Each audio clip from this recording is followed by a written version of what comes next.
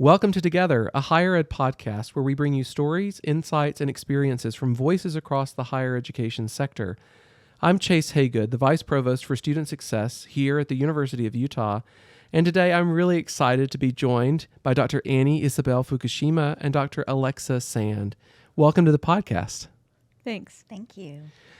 Well, we're so glad to have you both here to talk about some really, really exciting things in research. I find that a lot of folks, I'm wondering if it's your experience as well. I mean, we'll pepper a couple of different questions at you and get our conversation rolling, but where folks may or may not, depending on the experiences that they've had, understand all the complexity and the nuance of the context of an R1, a Research 1 institution. To kind of get us there, to get us started, I'm wondering if either of you would share a little bit about your journey in higher education, into the role that you're currently in. And I'll pepper in a couple of questions as we go. Maybe part of it's like, what's really exciting about the work and the journey that you've been on? Great. Annie? No, you go ahead. Go first. Yeah. Okay.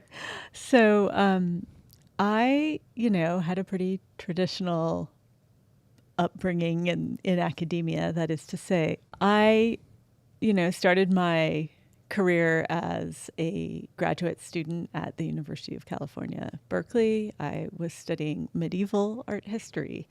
And after I finished, I worked in an internet startup for a while because it was early aughts. And when I got back into academia, I knew that I wanted to leave the Bay Area and the sort of urban hustle and bustle. And I actually ended up at Utah State sort of fortuitously.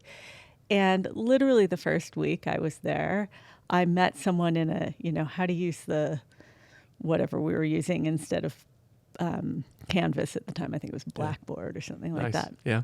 Like classroom management software. And she was hilarious. She was super fun. She was an English professor by the name of Joyce Kincaid. And if you know anything about undergraduate research in Utah, you know that name because she really transformed the practice of undergraduate research, both in this state and nationwide. She's a really important voice. She's a fellow of the Council on Undergraduate Research. And although she's now emerita faculty at USU, she's still very, very active. So I was just incredibly lucky that I met this woman who became a fantastic mentor, who paired me up with an undergraduate researcher my very first semester on campus. And from there, I just got more and more excited and involved in undergraduate research as a practice until 2017. I joined the Office of Research at Utah State as an associate VP. And one of my major areas of responsibility is undergraduate research programs.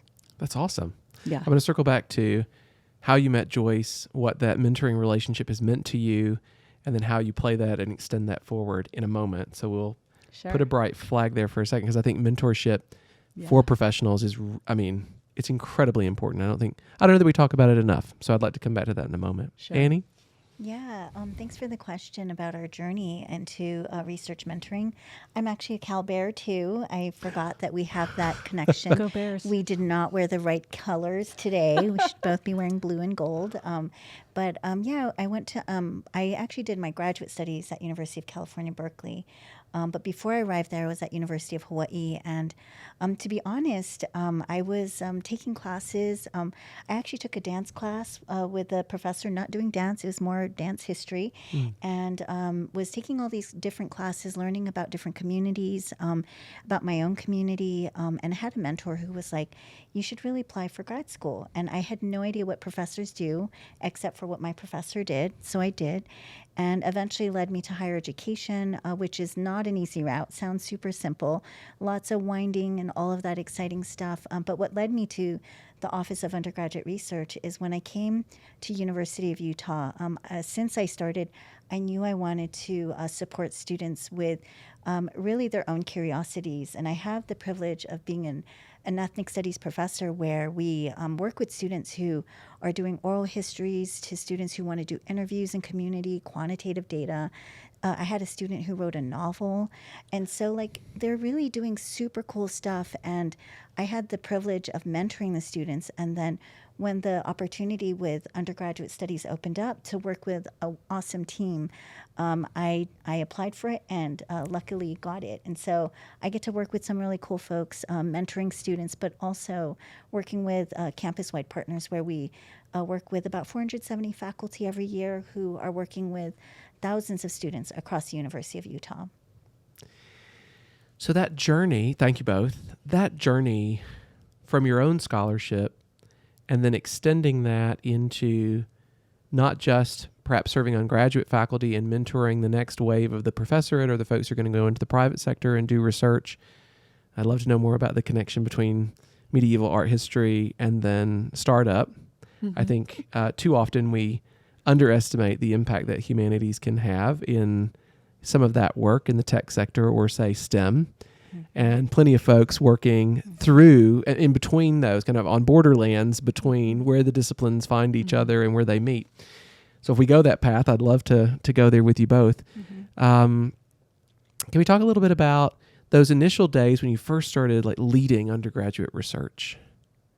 Like that interest of, if it's towards curiosity that extends from your own research agenda, which I hear you describing, Annie, to some extent, and I've got the great privilege of working with you here at the U, to your answer, Alexa, the way in which we think about what research can do. I'll phrase it that way. What, from your perspective, what research can do and the engagement in research for undergraduate students? Oh, that is just such a great question. And, I'm sure that Annie and I could probably talk all day about that because, once you start to get involved in undergraduate research, you realize that it's not just about what the students are learning, but it's about who they're becoming through that research. I'm sure we both have a lot of stories, but I like to think about the student who was my very first mentee in our undergraduate research fellows program. And she came to college not really sure what she wanted to major in. She had taken AP art history, so she, came to me and said, I kind of want to know what art historians do. Yeah. Well, 4 years later, this young woman went off to do her senior honors thesis at an archive in Southern California. And the archivist wrote to me and said, your graduate student is amazing. She could already be working at a, associate curator level. And I thought, well, she's actually a 20-year-old undergraduate. Yeah. That's nice. So, the level of maturity that she had developed, the self-assurance, the confidence to go into that situation so that another professional recognized in her those qualities of leadership, of expertise. I think it's really that piece of it that's so transformative for individual students, but also for the way that they work together as in teams and, with others. So I guess that's what I would say is like the sort of superpower of undergraduate research is what it does to create these professionals. They're not like incipient or future professionals. They are already professionals. Right. Mm-hmm. I love that. Mm-hmm. Annie? Yeah, I really appreciate that. And I think to add to it is, one of the things that we have the privilege of seeing here at University of Utah with our own students is not only the impact it has on students, but also the impact doing research has on faculty. Our faculty teams that also comprise of staff and graduate students and community members sometimes. They're doing really cool projects from, solving what's happening with the Great Lake to looking at issues in medicine or creating robotics for people in orthopedics. Like our students are doing such cool stuff that with faculty, and they're helping the faculty in our R1 environments. We both are in R1 institutions, and they're helping them with these research projects. And from there, it has literally our favorite phrase at the University of Utah, societal impact. We literally see it going from student impact to faculty to their research teams to our higher education environments to literally helping communities. Yeah. And thinking about that impact right at that scale, I think about our institutions, both USU and the U, as economic juggernauts in the state, right? Between a flagship and land grant at two institutions who collaborate regularly to do just really some amazing work. If I can steer us towards the proximity piece, because I think you both touched on it, like with larger research teams or with the individual faculty member. Mm-hmm. Could you share a little bit about like the way in which undergraduate research, when a faculty member or a member of a team connects with that individual student? And I'll give one example really, really quick, if I can. Mm-hmm. So as a historian of early America, I've lost track of how many times, I've read, as we all do, of critical texts within our own discipline. So one of those texts, and I use this pretty frequently as an example, Thomas Paine's Common Sense. Mm-hmm. Well, it was Common Sense. Talk about a brilliant stroke of like title. It's like, well, why would you not be for a revolution? It's just common sense. We walk through that with students. But then what I have found is when I ask students, even in a classroom environment, to engage in writing research, the questions that they raise that aren't coming from the mind of somebody who has read that text, who's read the context of the moment around the text, both forwards and backwards in time, mm-hmm. I find that just to be some of the most fascinating kind of conversations that I've ever had with students when I ask them to, conceptualize what their questions are for the text or the moment or the people. Mm-hmm. And I'm wondering, and no doubt you all have stories of that and examples of that. How can we do more of that, do you think, in terms of our institutions, particularly our ones, that closes that gap and brings students and faculty even closer together?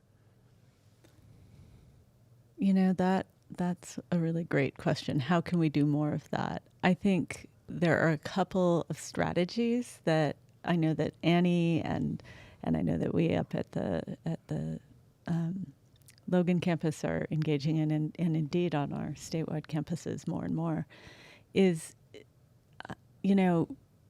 taking that research experience, as you just mentioned, into the classroom. Right. It does not have to be, the sort of traditional model, I think, of when people think undergraduate research, they think some, bright young thing in a lab coat and goggles, and yes, wear your PPE by all means.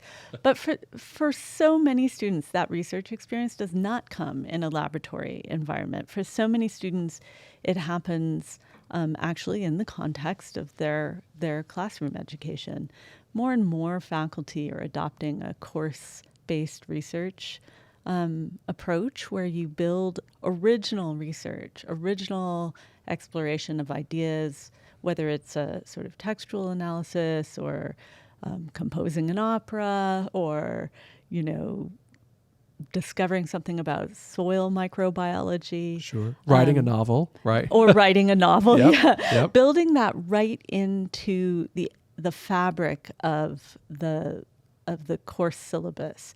And it's kind of a change in the way we think about things. I think maybe for those of us in the humanities and the arts, it's a little bit closer to our traditional practice. I think for the STEM folks, I've seen some amazing, innovative things coming out of some of our faculty. We have a freshman biology lab that is discovering new things about soil microbiology. And I mean, these are funded research projects out of the NSF, and yet they're also being essentially driven by a bunch of freshmen who don't have a whole lot of understanding or experience in biology, but that kind of leads them to approach the subject in really sometimes quirky and sometimes completely, unproductive ways. But also, I think it's almost sort of like crowdsourcing, a lot of minds together are better than one mind on its own. Well, and if I can, drawing off that, I mean, that's part of the beauty of research, right? Mm-hmm. There's a messiness to it, right, that you go down a particular path, and that may lead you nowhere, quote unquote nowhere, mm-hmm, but that path may have not been explored by anybody else. So you've added to the body of knowledge, right? And to do that as a first-year student, it just seems like there's a lot of power that's intrinsic to that. Yeah, and I want to say that it builds resilience, too, because being wrong and failing and falling on your face and then getting up and doing it again and again and again until you find something. Like every sort of limb that they're lopping off that question Yep. is actually part of the discovery of new knowledge. Yep. And they're learning that through doing it, not being told, oh, you need to be resilient. You need to pick yourself back up. They're just doing it. Right. And then they look back on it and they reflect and they think, oh, wow, cool. That's what that was. Yeah. Yeah. And sometimes it's boring, right? It's like, it's not just the finding going the wrong direction, but sometimes it's like really those tedious moments. It's repetition. It's sometimes it's waiting, and all these strange hours that they might be working on their projects.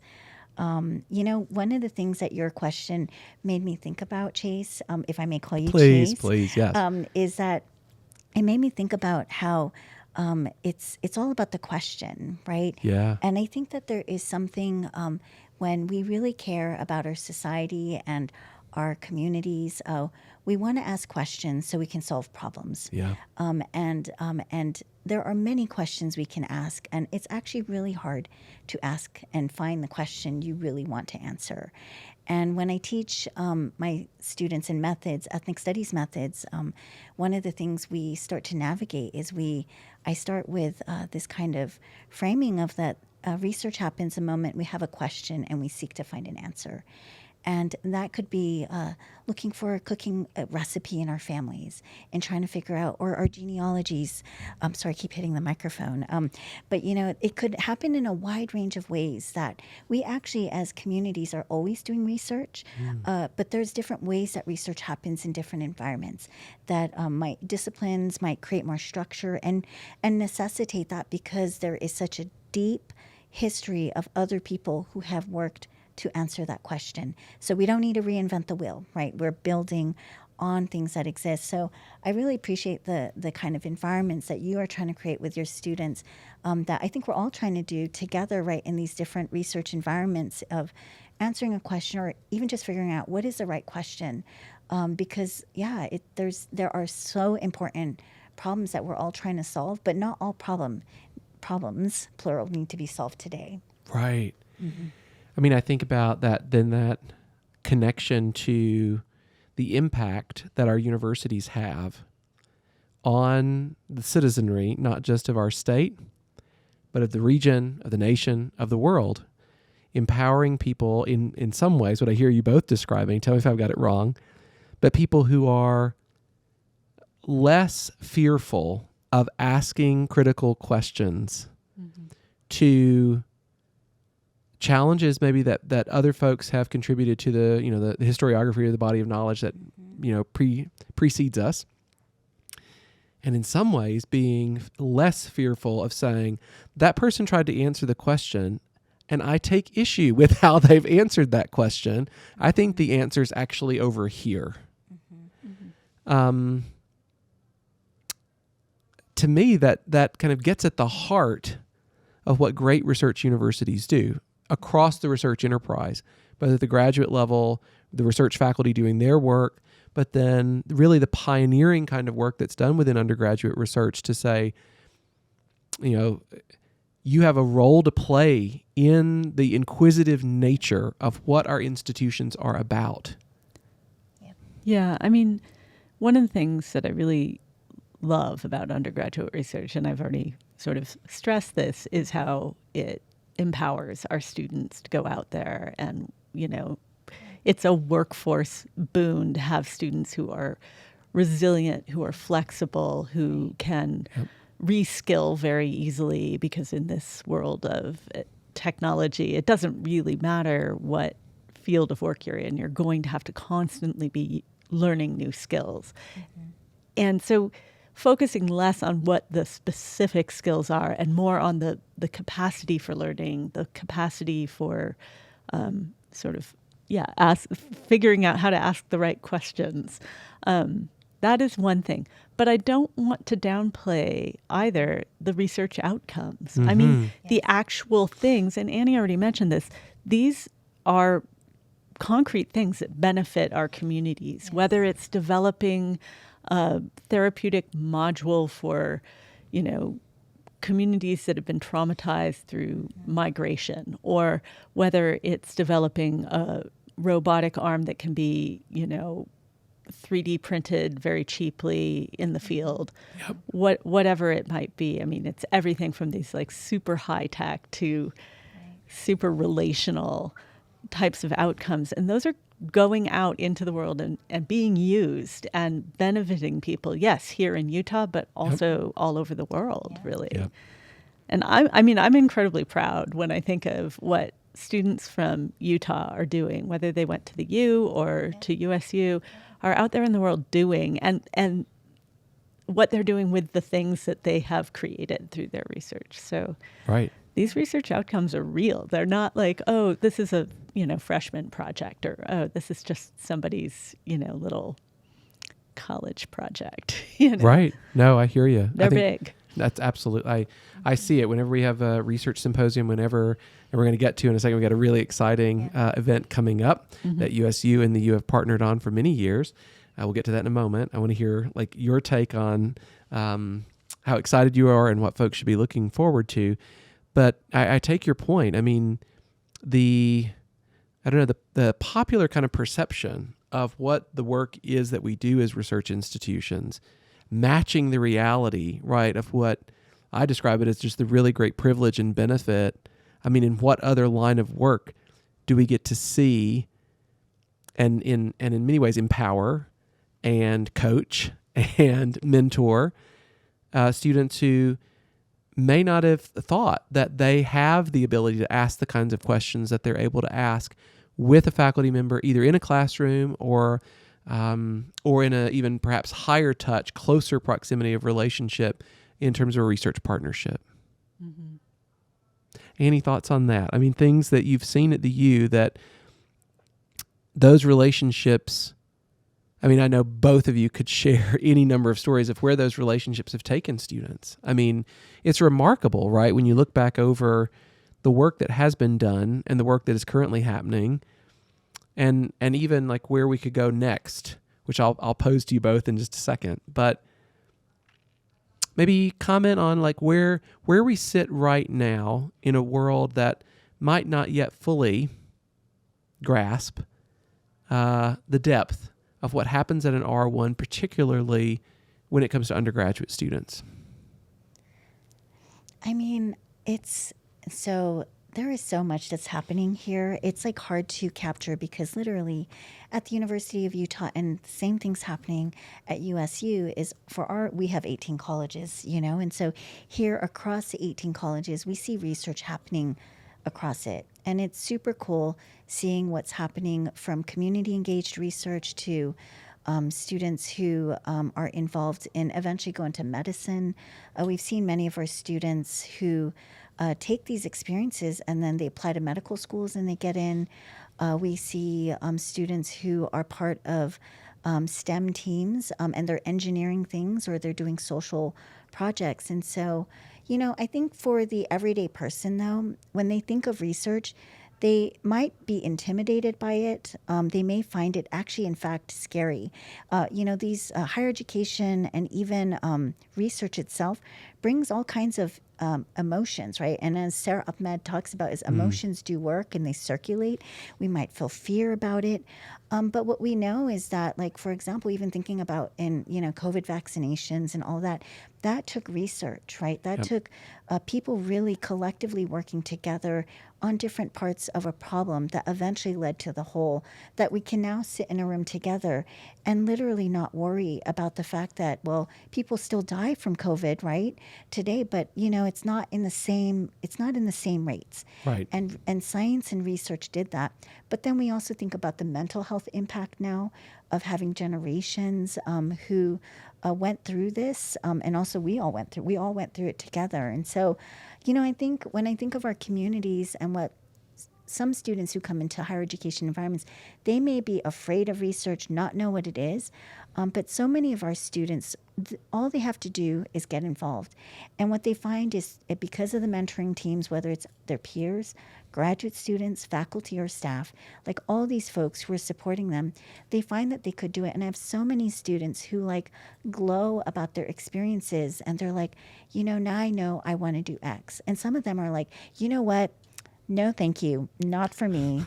I've decided I want to go do something else. But you're like, Sure. What a great space to discover that. Yep. Because would surely hate for somebody to think they're going to do that as a career, and then they have to totally pivot. And that's what these opportunities allows, the kind of like, and Alexa, you were talking about this earlier, that self-discovery. It's so important. And it's also really fun. Like the students literally glow when they're talking about the research, and they sometimes just make appointments with members of my team because they just want to tell someone about it, and they just want to talk about it. Yeah, I mean, I think you bring up a really important point too, which is the mentoring, and it's not a straight line. Yeah. The mentoring piece of it builds this community. So a freshman shows up on our campus. My office helps them find a place where they're going to have their first research experience. It's not a contract. It might just be going to a few lab meetings, or it might be just sitting down and talking with a faculty member for a half hour or something. But what you start to see is this snowballing effect. That student gets involved, maybe a grad student or a more senior undergrad becomes their kind of primary point of contact in that research environment. Now there's a kind of mentoring relationship that's building, and then that person is being mentored by another person, and that chain of three is built. And pretty soon you start to see these kind of circles, and that freshman who came in by sophomore year, by junior year, is mentoring other students, telling their friends about it, getting other people involved. And I think there is this element of really building networks and communities, and it helps our students get through. I mean, we know here in Utah, our R1s have pretty good completion rates. Yep. Yeah. I think part of the good completion rate is that students get involved in these kinds of really high impact learning experiences that don't feel like, oh, this is school. It feels like this is something I'm passionate about. In fact, I was just talking to a friend of mine who's an administrator at USU who has a child who's a freshman here at the U. And she told me that her daughter went and spoke to somebody in pre-med advising, I think, and ended up going to one of these case review sessions with a bunch of medical students, Nice. MD students. And she is now absolutely passionate about this public health work that they're doing. And I mean, she sees for the first time in her kid, my friend sees for the first time in her kid a real drive. This is an excellent student, but it was always about getting the schoolwork done. And now it's about like, I want to help people in Africa get access to these vaccines, to these, sort of disease prevention techniques that are out there that are available, but they don't know about them. So how do we build that in? And it's great to see this kid who's, again, done all the right things, but been kind of, focused on the grades. Suddenly it becomes not about the grades. Suddenly all the language learning that she did becomes relevant, right? Because the parts of Africa she's interested in are Portuguese-speaking parts of Africa, and she's fluent in Portuguese, So I just think it's really cool. You get this synergy going, and these kids get so excited, and the mentors get excited too. Sure. And then the line between mentor and student is really blurred because the students become leaders and mentors on their own. And can I just add to like that narrative that you're sharing, that some of like literally what we're offering to our students and our communities is like we're creating environments where they feel like they belong in higher education environments. There's a networking community, and it's here in our institutions. It's also beyond it. We literally have students who come back. They were once students, they become colleagues, and they join research teams as postdocs. Some even become faculty at different institutions and partner with us. And so I think that like there's a real giving back, and that networking thing you were describing, it's It's so true. It's so deep, and these are like lifelong partnerships. Yeah. And no doubt transformative, right? Over the course of not just one person's life, but well beyond that, right? I think the only thing I'll pose to you all before we get to like, what are you really excited about at present? Like what is, for individual programs and the work that you all scaffold and connect and again, I watch Annie's work, and I do everything I can to do to support it and ensure that we make sure that the U is doing the work that it needs to be doing to support undergraduate research with our good friend, the Vice President for Research, Aaron Rothwell, and a lot of folks in the research enterprise at the U. Shout out to Aaron and a wonderful team there. Yeah. I think, so I'll pose it as a question. The way in which, so if you can frame like what you're excited about perhaps in this response to, I'm going to try not to bias the response, but as you've both described what you've observed individually and then through the multiple folks, which only in like institutions of learning do we get the real kind of diversity of connection and experience like the beauty of people's lives, right? It's my working theory about why higher ed is so powerful, particularly public higher education. Can you talk a little bit about, or just respond to, perhaps, don't all students deserve that? Like, and part of that's a structural kind of critique on my part because, as I look at a variety of institutions and I think about how we resource undergraduate research, how we think about who has access versus who doesn't. One of the things I'm very proud about at the University of Utah, and I think Annie and I share this, is that students from throughout undergraduate education, first year, first semester, first year, all the way through, and I think the same is true at USU. You don't have to be a second year honor student. You don't have to be a, fill in the blank. We want every student who has an interest and who has this kind of curious mind to ask some really good questions, maybe frame their questions or refine their questions in new ways, to engage and to do it. Response to that, just in terms of like, if it has all these benefits, and we know that it does as a high impact practice, and beyond that, beyond our universities out into the world, don't all students deserve, and I'll use that word purposely, deserve the opportunity to connect into the really impactful and power-filled enterprise that is the research kind of thread of our institutions? My short answer to that is absolutely yes. Not every student wants that out of their college education. But I think every student should at least have it put in front of them as an option. Now, there are other high impact practices which can be incredibly great for students living in a living learning community, for example, or taking part in a common freshman experience. We know that internships are powerful, but I'm going to be honest, the data are in. Undergraduate research is, of the high impact practices that were identified in the early 2000s by George Koo, they remain one of the most impactful, and also the most impactful for those students who are at the highest risk of failure to complete. So I think Annie and I are both partly in this because we're really committed to the idea that everybody should have the opportunity to get this little boost. And if that comes one semester during the freshman year when you take a special section of, intro to biology lab and there's a research component, fabulous, because you've had that chance. And then those students for whom that sparks something. Right.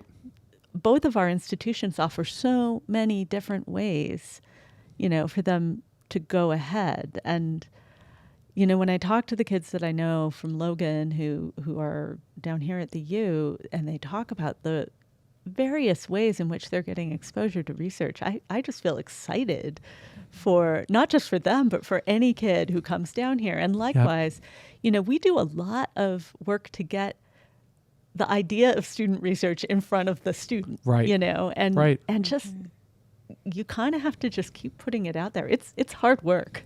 It is hard work, but it's also really so fun and meaningful. Yeah. And, when you're saying the data's in, it's true. Like when we look at our students here at the U, like nearly 92% of them graduate in 6 years, which is phenomenal, right? We know there's a variety of reasons why people may take longer.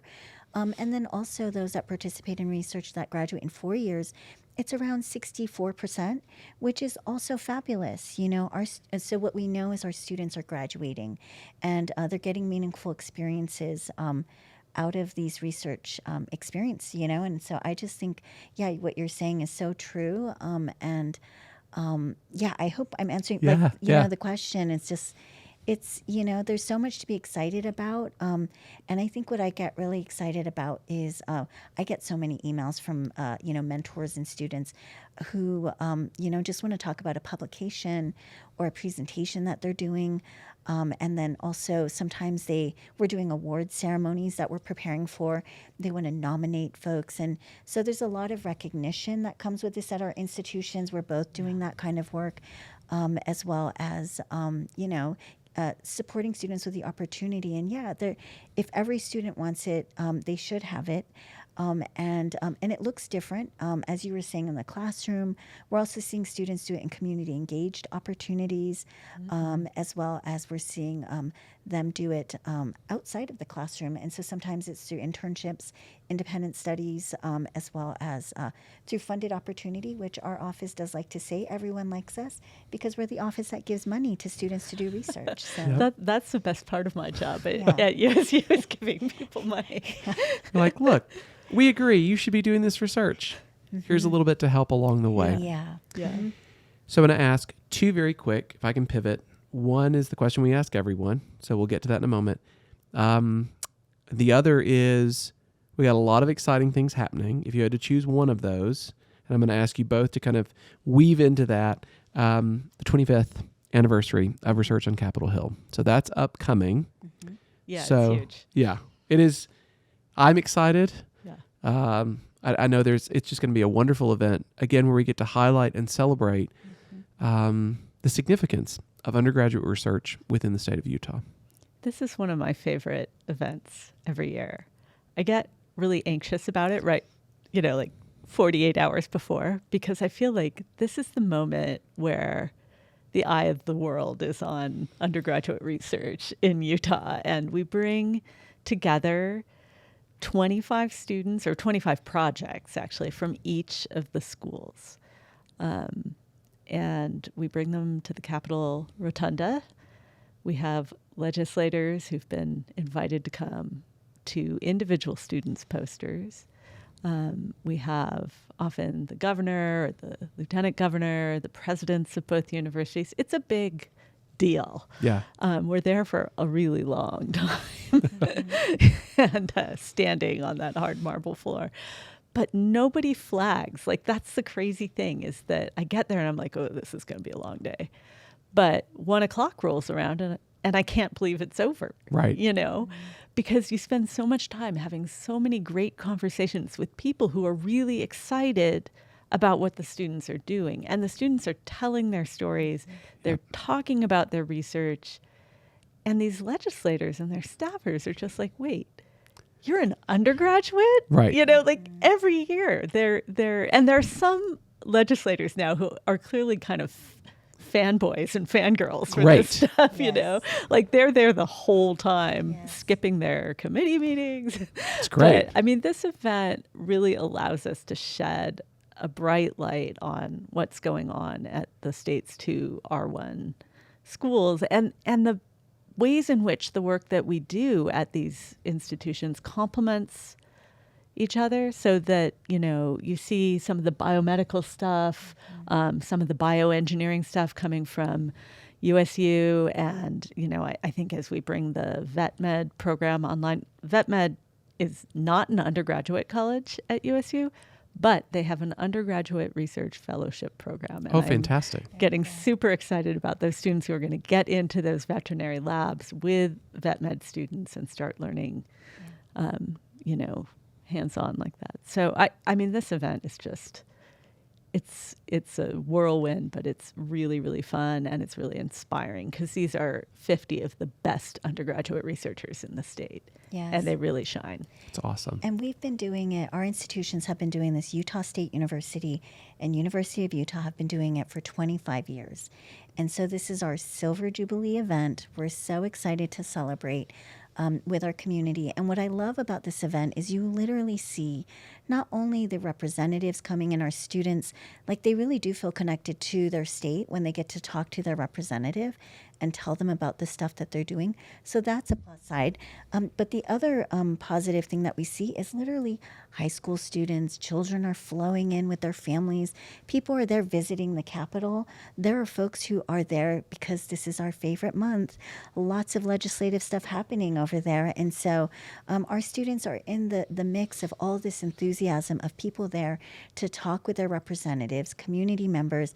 And those community members do stop by and talk with our students, and they learn about what's happening with research at the universities. And so research on Capitol Hill is not unique to Utah in the sense that other, models of it has been happening across the United States. But what's unique for us is that it's truly collaborative, and it brings our institutions together, and we get to see our students shine too. Yeah, I absolutely want to stress the point that Annie just made about community being there. There was a really memorable year. This was 2021. So in 2020, we did it virtually for obvious reasons. But in 2021, we decided we can do this. If the legislators are going to be sitting in chambers, we can be there. We masked up. There was a group of anti-vaccination protesters who were protesting that day at the state capitol, exercising their right to free speech. And they had their kids with them. And they came into the rotunda and started looking at the posters, right? And one of the posters from USU was on vaccine research from the antiviral research group, in fact. And this was research that had actually contributed to the development of the COVID vaccines. So I watched that student talk to these people who were very hostile to her research. But she was charming, she was friendly, she boiled the science down to a layperson's level of understanding, and they had a really great conversation. Now, I don't think those people walked away going, yay, vaccines, but they did have a meaningful interaction across these sort of very deeply drawn divides that I think so often we think are insurmountable. Right. But research does that, right? Because it is about questions. And I think that was very meaningful for that student. She walked away from that saying, wow, I understand better what people don't know than I ever did before. Yeah, and that community is also their families. So a lot of these young folks are bringing their families with them. I get to meet all generations of people in a family and all ages. And it just really is like a really community event. It really is bringing folks together in this really cool way. Yeah.